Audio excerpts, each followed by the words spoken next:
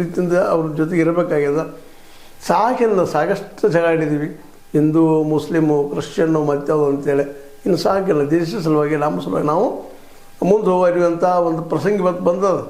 ಮತ್ತು ಅದೇ ಕಾಲಕ್ಕೆ ಇದರಿಂದಾಗಿ ಸಹಜವಾಗಿ ಏನಾಗಿಬಿಡ್ತದಪ್ಪ ಅಂತಂದ್ರೆ ಒಂದು ವಿಶ್ವಾಸ ಹುಟ್ಟು ಸಾಧ್ಯತೆಗಳು ಇರ್ತಾವೆ. ಯಾಕೆ ನಮ್ಮ ಬಿಹೇವಿಯರ್ ಮೇಲೆ ಇರ್ತದೆ. ನಮ್ಮ ಬಿಹೇವಿಯರ್ ಸರಿಯಾಗಿರ್ತಂದ್ರೆ ಎದುರಾಳಿ ಸಹಿತ ನಮ್ಮ ಜೊತೆಗೆ ಸರಿಯಾಗಿ ಇರ್ತಾನೆ ಅನ್ನೋದು ಅಷ್ಟೇ ಸಹಿತದ. ಆ ದಿಶೆಯಲ್ಲಿ ನಾವು ಮರಳಿ ನಮ್ಮ ದೇಶವನ್ನು ರಾಜ್ಯವನ್ನು ಕಟ್ಕೊಳ್ಬೇಕಾಗ್ಯದ.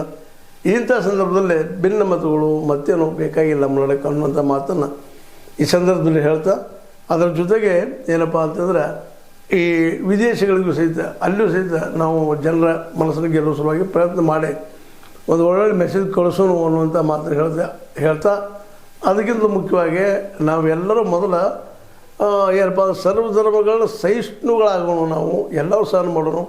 ಇಸ್ಲಾಂ ಇರಲಿ, ಕ್ರಿಶ್ಚಿಯನ್ ಇರಲಿ, ಎಲ್ಲರಿರಲಿ, ಅವರೆಲ್ಲರೂ ಕರೆದು ಮಾತಾಡಿಸ್ಕೊತ ವಿಶ್ವಾಸ ತೊಗೊಂಡು ಹೋಗಿವಪ್ಪ ಅಂತಂದ್ರೆ ಈ ದೇಶದಲ್ಲಿ ನಮ್ಗೆ ಯಾವ ಬಡತನವೂ ಇಲ್ಲ, ಯಾವ ತೊಂದರೆನೂ ಇಲ್ಲ ಅಂತ ಅನ್ನೋದು ಎಲ್ಲರಿಗೂ ಗೊತ್ತಿರೋಂಥ ವಿಷಯ ಆಗಿದೆ. ಆದ್ರೆ ಯಾಕೋ ಜೀವನದಲ್ಲಿ ಪಾಲಿಸ್ತಾ ಇಲ್ಲ ಅನ್ನೋದು ಅಷ್ಟ ಪ್ರಶ್ನೆ ಆಗ್ಯದ.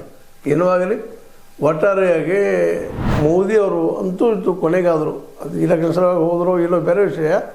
ಅದು ಈ ಸಂದರ್ಭದಲ್ಲಿ ಕ್ರಿಶ್ಚಿಯನ್ರ ಚರ್ಚ್ಗೆ ಹೋಗಿ ಅವರಿಂದ ಏನಪ್ಪ ಅಂದ್ರೆ ಪ್ರೀಚಿಂಗ್ ನಾಲ್ಕು ಧರ್ಮದ ಮಾತನ್ನು ಕೇಳಿ ಬಂದಿದ್ದ ಇವತ್ತು ಎಲ್ಲ ಕಡೆ ಓಡಾಡ್ತಾ ಇದೆ. ಇದು ನಿಜವಾಗಿಯೂ ಇದಾಗಲಿ, ಅದಾದಾಗ ಇನ್ನಷ್ಟು ಹೆಚ್ಚು ಬೆಲೆ ಆಗಿ ಬರ್ತದೆ ನಮ್ಮ ಯಾರಿಗಪ್ಪ ಅಂದ್ರೆ ಮೋದಿ ಆಡಳಿತಕ್ಕೆ ಅಂತ ನಾವು ಮಾತನ್ನು ಹೇಳ್ತಾ ಅದನ್ನು ಮುಂದುವರಿ ಇದೇ ರೀತಿಯಾಗಿ ಅಂತ ಬಯಸ್ತಾ ಇದ್ವಿ. ಅದು ಎಷ್ಟು ಮಟ್ಟಿಗೆ ಆಗ್ತದೋ ಗೊತ್ತಿಲ್ಲ, ಆದರೂ ಒಂದು ಆಸೆ ಇಟ್ಟಿವಿ ಚೇಂಜ್ ಆಗ್ಬೋದು ಅಂತೇಳಿ. ನೋಡು ಏನಾಗ್ತದೆ. ಒಟ್ಟಾರೆಯಾಗಿ ಈ ಒಂದು ಏನಪ್ಪ ಅಂತಂದ್ರೆ ನಮ್ಮ ಮೇಲಿನ ಅಪನಂಬಿಕೆ ವಿದೇಶಿ ಜನರಿಂದ ಹೋಗಲಿ ಅನ್ನೋದೊಂದು ಈ ಸಂದರ್ಭದಲ್ಲಿ ಆಶಯ.